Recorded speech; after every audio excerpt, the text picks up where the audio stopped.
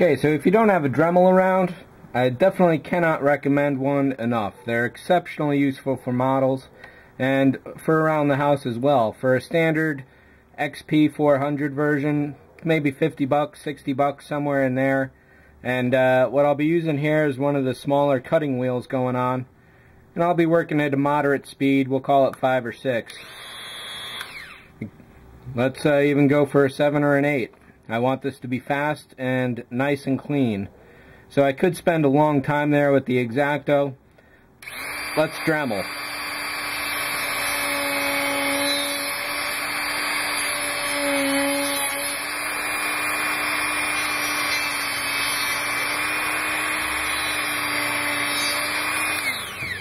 Time. So what was that? 10 seconds maybe, tops? So that was really thick plastic, and that would have been forever with the X-Acto blade. But now what I can do is, once I get some of this melted plastic out of here, and you definitely got to cut as far inside as you can. So we'll fit this over, and there's a little bit of cleanup to do. Not too bad. So this kind of stuff was what the X-Acto is really good at. Because now we can just shave little bits of it away. So what I'll be doing for this is I'll get a really thin piece of styrene or perhaps a piece of vellum or regular white paper, and I'll glue that to the back of the photo etch and then glue that piece down. There are some decals for the monitor, so that will be something that goes in there as well. And then a single white LED behind it. Yeah, I should be able to place it somewhere in this area. And or even maybe hang it towards the ceiling on the model, and we'll see how that goes when I get there. I can't quite reset the camera easily or fast enough with this piece here.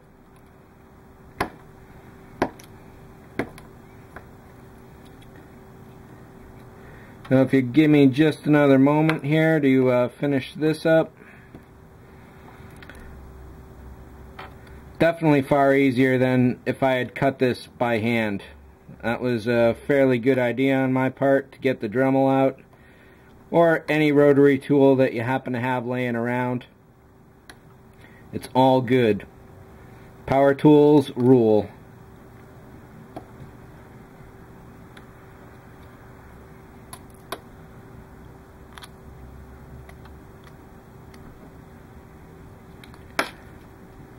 That's pretty close to what we're looking for.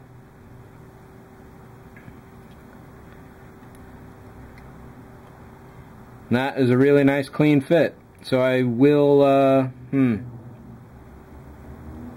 have to watch the show, because what's going on here is I can either put the pasty paper and decal on this and then put that on top, or I can put it behind, which is going to leave that huge gap there. I'd like to be as accurate as possible, but I'd also want to build this as easily as possible. So there are two options here. Because this has to be painted, and because this would be a decal or a piece of paper, that cannot be masked off, ever. Though, possibly I could put a piece of styrene in front of this, in which case I'd have to paint this piece first, then glue it down, mask it off, and then paint the entire rest of it. So this could be kind of a tricky situation, egg before the chicken kind of thing. But what I think I'll do is probably just glue this down, paint the piece, and then put the backing on there and worry about that at that point. So it definitely looks like everything's going to have to be painted, ready for lighting, and so on in per piece basically. Usually, like I've mentioned before, I like to paint everything, wire everything, glue everything all at once, all around.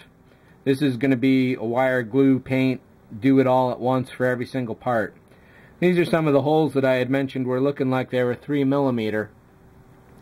So, and this is also a good section example of blinking lights. These three here are blue blinkers, and these two as well. This third one over here is off. These two are red, and those four are solid red too. I think this one is colored, possibly. There's some photo etch that goes on that. Then there's a bunch of control handles here. But that should be it for lighting this one piece. The painting should be fairly simple. This was the first piece of photo etch I've ever put down in my life, and I definitely got a little bit of glue smear going on. I'm hoping that some of the paint is going to cover that up. This is the second piece, and it got a lot better, and I'm sure that with this third piece here, this will go down even better than those. So I was hoping that those dimples, wrinkles would get out of there, but it looks like they're going to be there to stay, unfortunately. I may have a spare one of these around. I'll have to look for that, but mistakes do happen. That's something to be aware of, and all you can do is make them, learn from them, and do better the next time. So I think that's about it for this installment. We've definitely covered a lot here, and again, we've barely glued anything together. This is one of the biggest lessons you can take away from this, is patience.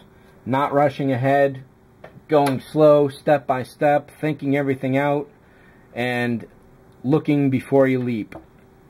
So we'll put this piece back in here, if it'll go nice and easy. So this kit pretty much demands a lot of thinking ahead of time. There's just no way around that, and really the more thought you put into it, the better results you're going to get overall. So it's all about process on this one, and we're definitely moving. So thanks for watching as always. See ya.